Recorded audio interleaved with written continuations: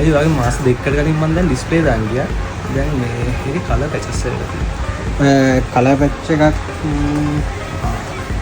අලුතින්ම දාපු ඩිස්ප්ලේ වල මේ වගේ කලර් පැචස් එන්න පුළුවන්. උත්තරේ ඔව් පුළුවන්. එහෙම වෙන්නේ ඩිස්ප්ලේ එකේ ෆෝල්ට් එකක් නිසාම නෙවෙයි. කස්ටමර්ගේ අතින් ෆෝන් එක තද වුණාම ඩිස්ප්ලේ එකට වතුර ගියාම ඒ වගේම ෆෝන් එක බිම අතහැරුණොත් මේ වගේ ඩිස්ප්ලේ එකේ පොඩි ඉෂුස් එන්න පුළුවන්. මේ වගේ පොඩි ඉෂුස් වලට තමයි ටෙක්නීෂියන්ලා කියන කොටසක් ඉන්නේ. කියලා ඔයාලා ඒකට ටෙක්නීෂියන්ලාට හැමදේම හදන්න බෑ. ටෙක්නීෂියන්ලාත් මිනිස්සුයෝ. මේ වගේ ඩිස්ප්ලේ ඉෂුව එක නම් සාමාන්‍ය වොරන්ටි හම්බෙන්නේ නැහැ. මොනවා නැතත් ඕටෙක් මොබයිල් අපිට කස්ටමර් අංක එකකින් අපි ඩිස්ප්ලේ එක මාරු කරලා දුන්නා. හැංගි වෙස් බෑන් දාලා නටන්න වෙන්නේ එලිපිට කියලා දාන්න නිසා අපි එලිපිටම තමයි නටන්නේ.